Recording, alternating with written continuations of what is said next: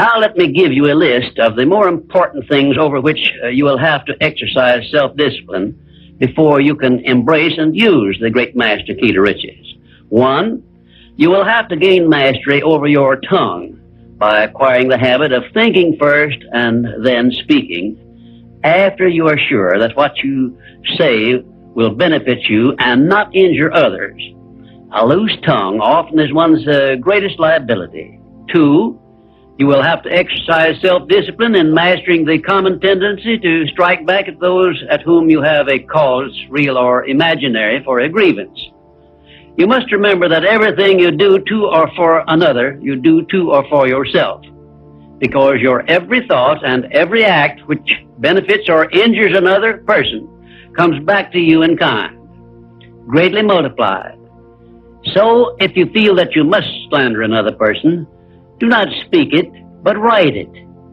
Write it in the sands near the water's edge, then move away from it until the tides have flown. 3, you will have to exercise self-discipline over all of your emotions, particularly your emotions of love, hate, fear, and sex. These are the big 4 of your emotions, and they can make you or break you according to the extent of discipline you exercise over them. 4, your mental attitude needs discipline and control at all times. Lacking this discipline, it can, and it often does, drive away friends, destroy opportunities to get ahead, brings on physical and mental illness, develops stomach ulcers, and makes peace of mind impossible. 5, I have reserved the emotion of sex for special mention, because failure to exercise self-discipline over this emotion probably heads the list of all the causes of personal failure. The emotion of sex is the most powerful of all emotions, and it is nature's great creative instrument with which all species of living things are perpetuated. The proper means of self-discipline of the emotion of sex is transmutation, the control and direction of this great emotional feeling toward the attainment of worthy purposes, such as the fulfillment of one's major purpose in life. The great leaders, artists, orators, industrialists, and professional people have learned the art of sex transmutation through the proper system of self-discipline. Because of the delicacy of the subject of sex emotion, I am limited as to the information I can give you about it on this visit, but I have covered the subject much more in detail in some of my books. And 6, your stomach also needs discipline through the proper habits of dieting and fasting, because information on dieting and fasting should come from your own doctor.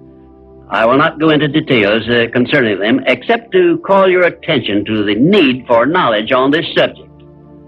Personally, I attribute my sound physical health mainly to the habits of dieting and fasting, which I have developed through the years.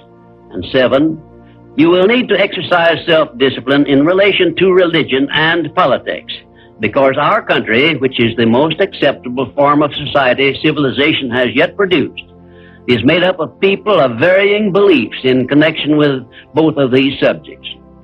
To be happy and prosperous in our country, we must learn to live and to let live, to give others the privileges we ask and demand for ourselves. And this often calls for strict discipline over self. 8, but I have reserved until the last my reference to the most important circumstances over which you must exercise the strictest of self-discipline if you are to embrace and use the great master key to riches. I have reference to your profound privilege of taking possession of your own mind and directing it to whatever ends you may desire. You cannot take possession of your own mind or direct it to definite ends without a practical system. I have devoted the better portion of my past life to the revelation and presentation of such a system.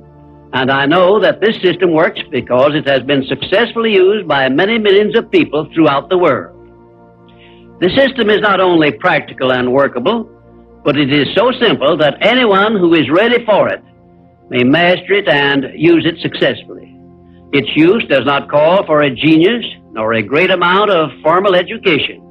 It calls only for a will to take possession of one's own mind and a definite purpose to which the mind is to be directed. Self-discipline by Thomas A. Edison made him the world's greatest inventor, who revealed to mankind during the first half of the 20th century more of nature's secrets than had been uncovered during the entire previous history of civilization. Self-discipline carried Wilbur and Orville Wright through a multitude of failures and enabled them finally to give the world its first practical airplane, an achievement which has made the world smaller and changed the entire trend of civilization. Self-discipline helped Helen Keller to triumph over deafness, blindness, and dumbness, a combination of afflictions such as most people never experience.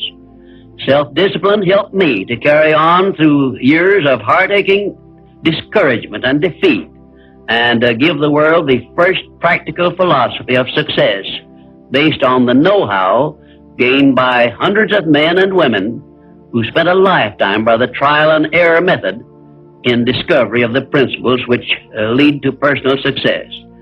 Self-discipline is among the top-ranking features of all the great religions, including, of course, the Christian faith. And there are some people who believe that our major purpose on earth is that of developing wisdom through struggle and self-discipline. One thing is certain: no one ever becomes very wise without the aid of self-discipline, and no one ever finds peace of mind and happiness without the strict exercise of self-discipline.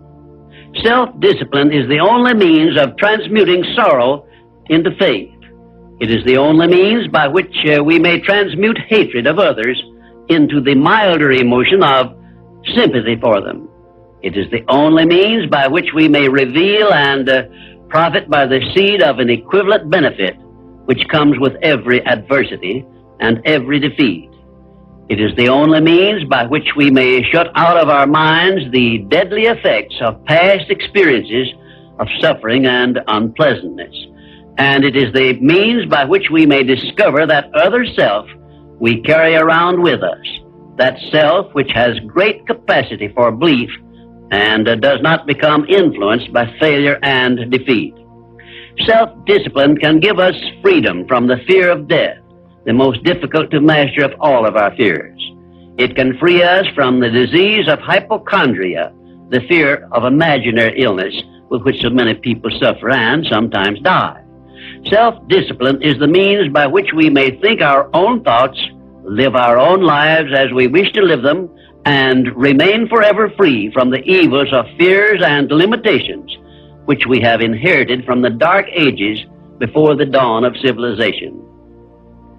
The Creator never gives one an asset or benefit without passing along with it the means by which it may be embraced and used.